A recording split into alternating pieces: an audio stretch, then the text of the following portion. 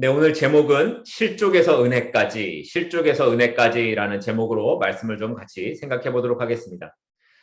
오늘 본문 말씀을 보면 1절부터 10절까지 내용이 하나의 주제가 아니라 여러 개의 주제가 막 섞여 있는 것처럼 보여지실 겁니다.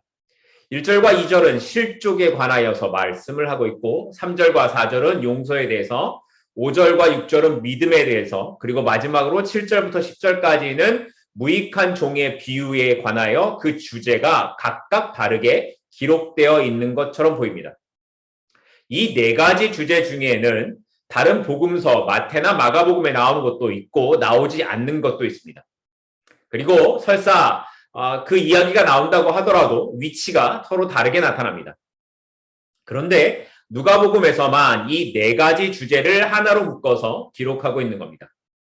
심지어 우리말 성경에는 번역되어 있지 않지만 헬라어 원어 성경을 보면 5절 앞에 그리고라는 뜻의 접속사 카이라는 단어로 시작을 합니다. 이 말은 이 1절부터 10절까지의 내용이 별도로 떨어진 것이 아니라 하나로 이어진 것이라는 것을 분명하게 짚어주고 있다라는 겁니다. 그러면 누가가 이 네 가지의 주제를 이렇게 하나로 묶어서 기록했던 의도가 뭘까요? 누가는 전혀 다른 이야기처럼 보이는 이 네 가지 주제를 하나로 묶어서 무엇인가를 이야기하고 싶었습니다. 그게 뭘까? 오늘은 그 이야기를 같이 한번 생각해 보려 합니다. 첫 번째 주제, 오늘의 첫 번째 주제가 뭐냐면 실족에 관한 말씀이죠. 1절 말씀입니다.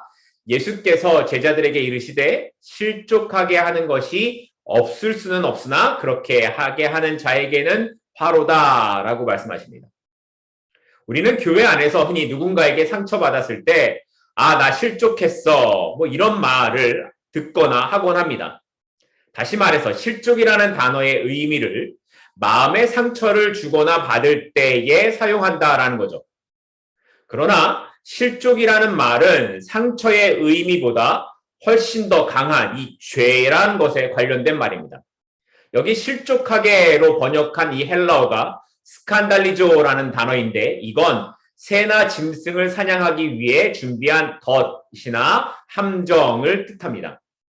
덫이나 함정은 사냥을 목적으로 설치를 합니다. 그러니까 실족이란 누군가를 의도적으로 걸려서 넘어지게 하는 것, 의도적으로 누군가 죄를 짓게 만드는 것을 의미하는 겁니다. 그런데 1절을 다시 한번 보시면 예수님께서 뭐라고 말씀하시냐면 실족하게 하는 것이 없을 수는 없다라고 하십니다. 다시 말해 우리가 실족할 만한 일을 만나기도 하고 누군가에게 실족하게 하는 일을 하기도 한다라는 거죠.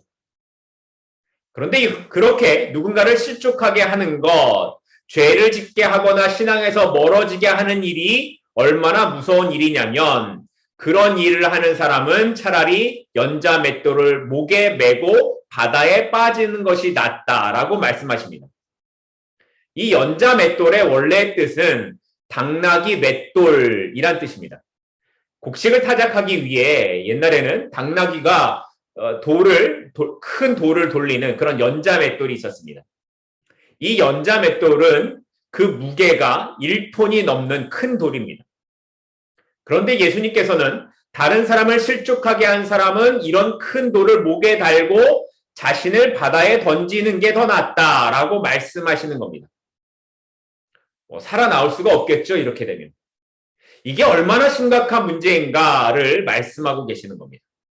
더구나 2절 말씀을 보면 작은 자 중에 하나라고 말씀을 하시는데 누가복음에 나오는 이 작은 자란 고아와 과부와 같이 연약한 사람들이나 사회적으로 소외를 당하는 세리와 죄인, 이방인들을 이야기합니다. 지금도 그렇지만 당시 사회에서는 이렇게 힘이 없는 사람들은 불이익을 당해도 할 수 있는 게 별로 없었습니다. 함정에 걸려 넘어지는 일을 당해도 그렇게 살아야 하는 것이 약한 사람들의 모습이었습니다. 그리고 당시 사람들이 가진 생각은 그래도 돼라는 거였습니다. 전에도 말씀드렸지만 당시 유대인들의 생각은 병에 걸리거나 가난하게 사는 것은 하나님께 벌을 받아서 그런 것이고 하나님께 복을 받은 사람은 잘 살고 평안하다 이런 생각이 있었다라고 말씀드렸죠. 그러니까 약하고 병에 걸리고 또 세리와 이방인처럼 율법에 떠난 사람들은 죄인이기 때문에 그런 사람들은 차별을 받아도 된다. 어디 걸려 넘어져도 된다. 이렇게 생각을 했던 겁니다. 그런데 그래도 되는 사람들은 아무도 없습니다. 그래서 예수님은 그렇게 작은 사람 하나를 실족하게 하는 것보다 차라리 큰 연자 맷돌을 목에 메고 바다에 빠져서 죽는 것이 낫다고 할 정도로 다른 사람들을 시험에 들게 하거나 넘어지게 하는 것을 조심하라고 경고하고 있는 겁니다. 우리는 보통 나의 잘못에 대해서는 너그럽고 남의 잘못에 대해서는 엄격합니다. 그런데 예수님의 말씀은 내 잘못에 대해서는 엄격하고 남의 잘못에 대해서는 너그러워야 한다라고 말씀하십니다. 그래서 이어서 말씀하시는 오늘의 두 번째 주제가 용서에 관한 겁니다. 3절과 4절 말씀입니다. 너희는 스스로 조심하라. 만일 내 형제가 죄를 범하거든 경고하고 회개하거든 용서하라. 만일 하루에 7번이라도 내게 죄를 짓고 7번 내게 돌아와 내가 회개하노라 하거든 너는 용서하라 하시더라. 우리는 우리를 실족해 하는 사람을 만날 수밖에 없습니다. 그런데 그때에 주님이 하시는 말씀은 용서하라고 말씀하십니다. 우리도 누군가를 실족하게 하지만 우리가 실족하게 될 수도 있습니다. 그때에 용서하라는 겁니다. 하루에 몇 번이요? 7번이라도 하라는 겁니다. 같은 사람이 하루에 7번을 똑같이 와서 잘못을 저지르는데 용서하라는 겁니다. 어떤 사람이 거짓말을 했다고 미안하다고 사과를 했어요. 그래서 용서를 해줬는데 조금 있다가 또 거짓말을 한 게 걸렸습니다. 그래서 또 용서를 했어요. 그런데 몇 시간 지난 다음에 와서 또 거짓말을 하는 거예요. 이걸 하루에 7번 하는 사람이 있을 수가 없겠죠. 그러니까 주님은 이 7이라는 완전수를 말씀하시면서 끝까지 용서해 주라고 말씀하셨던 겁니다. 비슷한 말씀이 마태복음 18장 22절에서도 나오는데 7번씩 70번이라도 용서를 하라고 말씀하셨습니다. 당시 랍비들은 잘못한 사람을 3번 용서하면 충분하다고 가르쳤다고 합니다. 그런 사람은 성숙한 사람이라고 칭찬을 받았다라는 거예요. 그래서 베드로가 3번 용서하는 것도 대단하니까 예수님에게 예수님 형제가 잘못했을 때 7번 용서하면 되겠죠? 라고 물었던 겁니다. 아마 베드로는 그 정도면 예수님께서 칭찬을 하실 거야 라고 생각했던 것 같습니다. 그런데 예수님의 대답이 뭐였습니까? 7번씩 70번이라도 용서를 하라고 하셨습니다. 이 말도 7이라는 수와 70이라는 완전수로 끝까지 용서해야 한다라는 것을 말씀하셨던 겁니다. 그런데 이 오늘 본문과 마태복음은 좀 다른 면이 있습니다. 오늘 본문 3절 말씀을 보면 용서하는데 그냥 무조건 용서하는 게 아닙니다. 여기에 경고하고 회개하거든 이라는 조건이 있습니다. 우리는 흔히 기독교는 사랑의 종교니까 무조건 용서해야 한다라고 말을 합니다. 그런데 무조건 용서를 하면 교회의 질서가 무너지게 됩니다. 용서에는 그래서 경고와 회개가 있어야 하는 겁니다. 자신의 잘못을 뉘우치지도 않는데 용서를 하면 그 사람은 자신의 죄가 무언가 잘못인지도 알지 못하고 그 죄를 반복하게 됩니다. 그러니까 용서를 하되 그 사람이 자신의 잘못을 회개하는 것이 반드시 필요한 겁니다. 그러면 그런 사람에게는 하루에 7번이라도 용서를 하라고 말씀하시는 겁니다. 자, 그러면 이게 쉬울까요? 그 사람이 회개했으니까 그냥 하루에 7번 용서해 줄 수 있어. 그러실 수 있으십니까? 그럼에도 불구하고 이게 쉽지 않습니다. 용서한다라는 게 쉽지 않습니다. 여기 용서라는 단어의 의미가 죄를 모두 탕감하다라는 뜻이 있습니다. 그러니까 그 죄를 다 탕감해 줬으니까 다시 그것을 들춰내지 않는다라는 의미가 있는 겁니다. 그래서 이게 얼마나 짐이 되는 말인지 모릅니다. 잘못한 사람이 있어요. 용서를 해줬어요? 네, 계속해서 반복하는 그 잘못한 사람이에요. 그러면 그 사람의 얼굴을 보면 나에게 잘못했던 일이 생각이 나지 않겠습니까? 여러분은 안 그러시겠지만 보통 사람들은 그렇습니다. 제자들도 그랬던 거예요. 그래서 제자들이 예수님에게 이렇게 이야기를 합니다. 5절 말씀인데요. 사도들이 주께 여짜오되 우리에게 믿음을 더하소서 하니, 사도들은 이미 예수님을 믿고 따르는 사람들이었습니다. 자기가 가진 모든 것, 금을, 배, 가족을 버리고 예수님을 주라 부르며 그분께 자기의 소망을 둔 사람들이었습니다. 그럼에도 그들은 제자의 삶을 사는 데 있어서 지금의 믿음으로는 나는 부족하구나, 턱없이 부족하구나 하는 생각이 들었던 겁니다. 어떻게 이렇게 살지? 어떻게 이렇게 용서할 수 있단 말인가? 이런 말도 안 되는 일을 하려면 정말 대단한 믿음이 있어야 되는 거 아니야? 라는 생각이 들었던 겁니다. 그래서 이 불가능한 일을 하기 위해서 우리에게 믿음을 더해 주십시오라고 예수님께 요청했던 겁니다. 그래서 이어지는 세 번째 주제가 믿음에 관한 것입니다. 그런데 이런 제자들의 요구에 대한 주님의 대답은 잘 이해가 되지 않는 말씀이셨습니다. 주님이 뭐라고 말씀하셨냐면 6절인데요.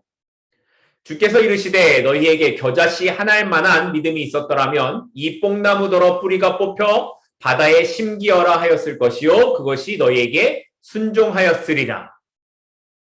제자들이 믿음을 더해 주십시오라고 했으면 예수님이 그래 내가 더해 줄게 라고 말씀하시던가, 아니면 더하기 위해서 무엇이 필요한지를 알려주신다든가, 또는 아직 때가 이르지 않았다 이런 말씀을 하시는 게 맞는 대답일 것 같습니다.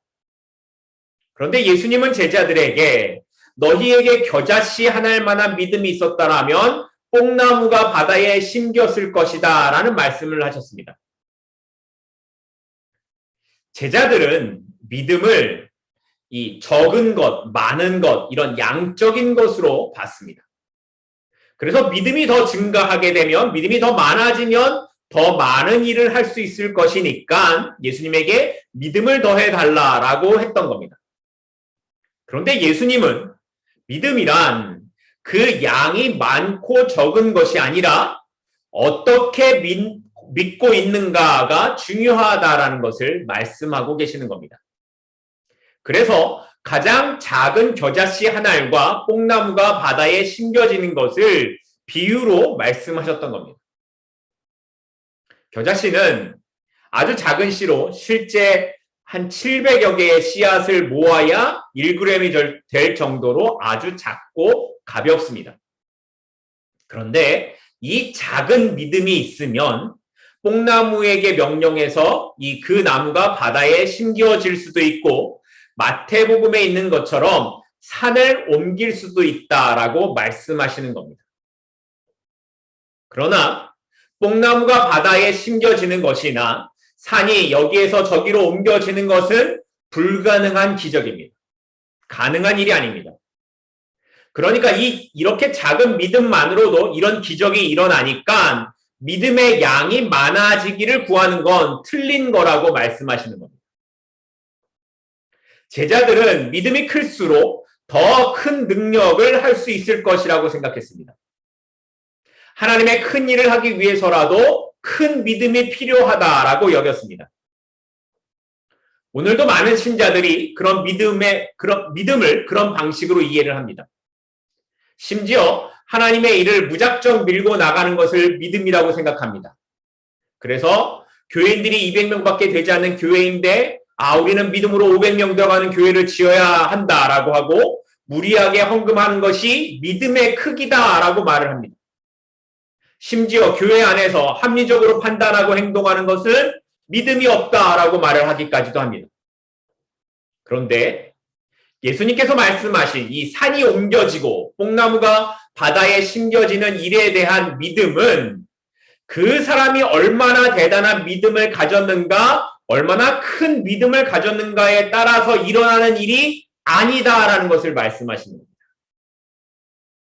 이런 기적적인 일들은 우리가 할 수 있는 것이 아니라 하나님만이 하시는 것이고 그 하나님을 향한 아주 작은 믿음만 있어도 그 믿음이 진짜 믿음이기만 하면 하나님께서 행하실 것이라는 것을 말씀하셨던 겁니다. 그러니까 이 말씀에서의 교훈을 우리가 큰 믿음을 구해야 한다라는 것이나 믿음을 더해 주시기를 기도해야 한다라는 것으로 가면 안 되는 겁니다. 예수님의 말씀은 아주 작은 믿음이라도 하나님께서 얼마나 큰 일을 이루시는가를 말씀하시는 겁니다.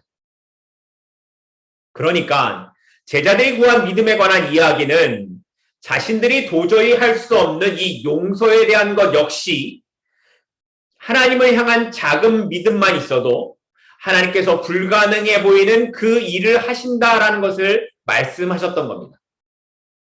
내가 용서해야지로 하루에 7번을 용서할 수 없고 내가 용서하겠다라는 결단으로 다시 기억하지도 않는 완전한 용서를 할 수 없습니다.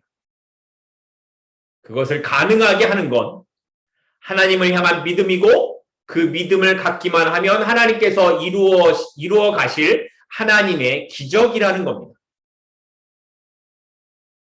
성경에는 이렇게 겨자씨만한 믿음으로 하나님의 행하시는 일들을 경험했던 사람들이 많이 등장합니다. 그들은 우리처럼 연약하고 감정에 치우치고 넘어지기도 하고 우울증에 빠져 죽기를 간구했던 사람들이었습니다. 하나님에 대한 믿음이 변하기도 했었습니다. 정말 겨자씨만한 믿음을 가진 사람들이었습니다. 그런데 하나님께서 그들의 겨자씨만한 믿음을 받으시고 그것을 통해 하나님의 일을 이루어 가셨습니다. 그 믿음으로 하나님께서 어떤 일을 이루셨는지를 히브리서 11장에는 이렇게 기록을 합니다. 히브리서 11장 4절에는 믿음으로 아벨은 더 나은 제사를 드려 의롭다 하심을 얻었고 5절에는 믿음으로 에녹은 죽음을 보지 않고 하나님께 올라갔고 7절에는 믿음으로 노아는 비를 본 적이 없지만 홍수가 있을 것을 알고 방주를 지어 가족과 짐승을 보호했다라고 기록합니다. 또 믿음의 조상 아브라함은 우리와 같이 연약함을 많이 가졌지만 약속된 땅과 자손이 주어지기 전에 하나님의 말씀을 믿는 믿음으로 광야에서 장막 생활을 하며 더 나은 본향을 사모했다라고 합니다.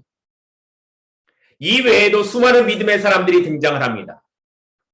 이들은 이 믿음은 하나님께서 어떤 분이신가를 알게 하고 그 일하심의 능력을 바라보게 하는 것이다 라고 말을 합니다. 그래서 하나님을 없다고 하는 사람과 하나님만이 만물의 창조주다라는 것을 아는 것의 차이는 바로 이 믿음에 있습니다. 제자들이 가지고 있어야 할 삶의 태도가 이것이었습니다. 믿음이 약해서 아무것도 할 수 없다라는 것이 아니라 나는 약하고 아무것도 할 수 없지만 하나님께서 일하시고 이루실 것을 기대하고 바라보는 것, 그것이 믿음이라고 말씀하고 있는 겁니다. 그래서 이어지는 주제가 무익한 종에 관한 비유인 겁니다. 오늘 마지막 주제가 10절에 나와 있습니다. 오늘 본문 10절인데요. 이와 같이 너희도 명령받은 것을 다 행한 후에 이르기를 우리는 무익한 종이라 우리가 하여야 할 일을 한 것뿐이라 할지니라. 예수님 당시에는 노예 제도가 일반적인 제도였습니다. 그걸 배경으로 한 예수님의 가르침의 이 네 번째 이야기입니다. 종이 밭을 갈거나 양을 쳤다고 해서 집에 돌아와 대접을 받는 게 아닙니다. 밭에서 일을 하고 돌아온 이 종은 주인의 식사 준비를 해야 하고 주인이 밥을 다 먹을 때까지 대기하고 있어야 합니다. 그 후에야 종이 먹을 수 있습니다. 그렇게 주인의 명령을 다 따랐다고 해도 종은 주인에게서 고맙다라는 말을 들을 수 없습니다. 물론 지금의 기준에서 보면 말도 안 되는 일이지만 2000년 전 당시의 제도에서의 종은 주인의 소유로 여겨졌기 때문에 종이 주인에게 이렇게 하는 것은 당연한 일로 여겨졌습니다. 그리고 종이 그런 일을 다 한 다음에도 하는 말이 뭐예요? 이런 일을 다 하고 나서도 나는 무익한 종이다라고 말했다라는 겁니다.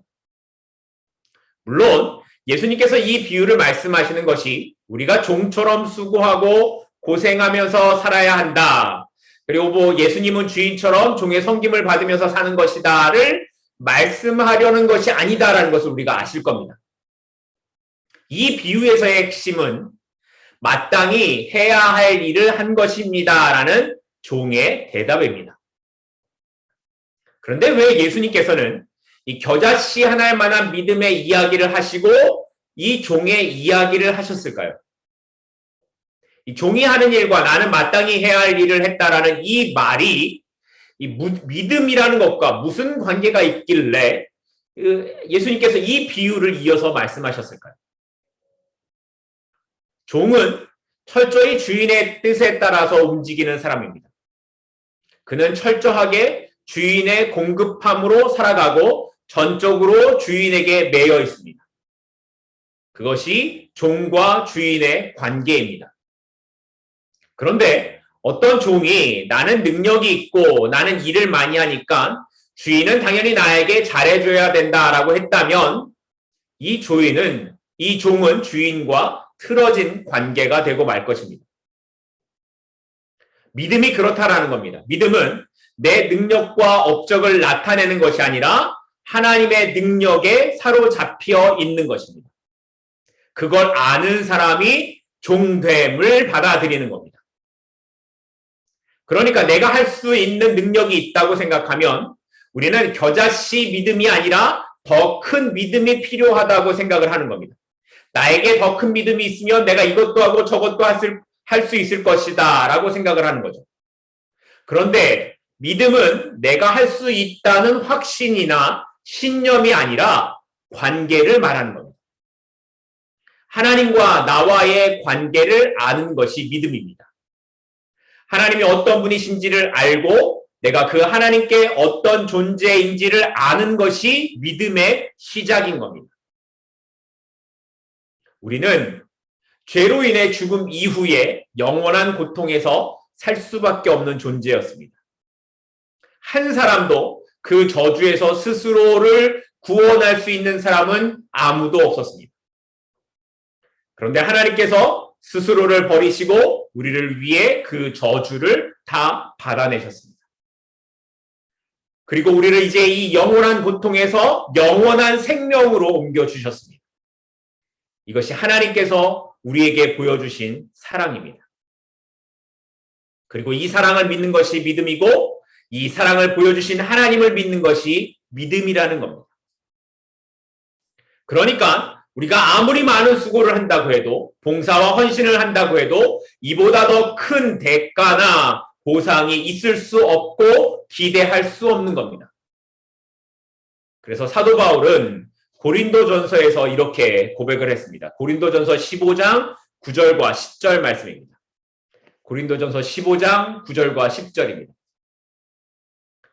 나는 사도 중에 가장 작은 자라 나는 하나님의 교회를 박해하였으므로 사도라 칭함 받기를 감당하지 못할 자니라. 그러나 내가 나된 것은 하나님의 은혜로 된 것이니 내게 주신 그의 은혜가 헛되지 아니하여 내가 모든 사도보다 더 많이 수고하였으나 내가 한 것이 아니요 오직 나와 함께 하신 하나님의 은혜로라. 바울이 얼마나 많이 수고를 했습니까? 그는 복음을 전하다가 돌에 맞아 죽을 뻔하기도 했고 매를 맞아서 죽을 뻔하기도 했습니다. 때로는 풍랑을 만나서 바다에 빠져 죽을 뻔하기도 했고 추위와 굶주림에서 복음을 전하는 그런 삶을 살았습니다. 그러나 그는 얼마든지 자신의 능력으로 이 땅에서 큰 소리치며 살 수 있었던 사람이었습니다. 그런데 그는 스스로 이 고난과 수고의 길을 갔던 사람입니다. 그가 고백하는 말이 내가 한 것은 아무것도 없습니다. 이 모든 것은 나와 함께 하신 하나님의 은혜입니다. 라고 고백했습니다. 이 고백이 사도 바울의 믿음이었습니다. 하나님과의 관계를 아는 삶, 그 하나님의 신실하심과 은혜를 아는 삶을 사는 것이 사도 바울의 믿음의 삶이었습니다. 그러니까 믿음이란 내가 뭔가를 하기 위해 더 많이 필요한 도구가 아니라 믿음이란 하나님이 어떤 분이신지를 알고 그 하나님 앞에 나는 어떤 존재인지를 아는 것입니다. 그때 우리가 할 수 있는 것은 그래서 내가 많이 수고했지만 나는 여전히 아무것도 아닌 무익한 종입니다를 고백하는 것.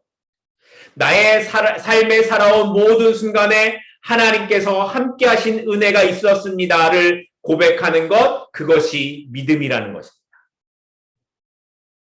겨자씨 하나일 만한 믿음만 있어도 우리는 하나님께서 일하시는 것을 바라볼 수 있습니다. 내가 할 수 없는 일, 누군가를 실족하게 하지 않고 다른 사람을 하루에 7번 용서하는 그 마음을 하나님께서 주시도록 일하신다고 말씀하십니다. 때로 이런 삶의 모습은 내가 많이 수고하고 내가 많이 노력해야 하는 것 같기도 하지만 결국 돌아보면 이 모든 것을 이루신 것은 나와 함께 하신 하나님의 은혜였음을 고백하게 하는 것도 바로 믿음입니다. 우리의 모든 삶에 이 믿음의 모습이 있었으면 좋겠습니다. 나와 하나님의 관계가 바로 세워지고 그 하나님의 은혜 앞에서 하나님께서 나를 통해 행하시는 일을 바라보는 그 믿음의 모습이 우리 모두에게 있으면 좋겠습니다. 오늘 여러분은 하나님 앞에 뭐라고 고백하시겠습니까? 나는 무익한 종입니다. 이 고백이 이것이 나의 삶의 믿음의 고백으로 나타날 수 있기를 주님의 이름으로 간절히 축복하고 소망합니다. 기도하겠습니다.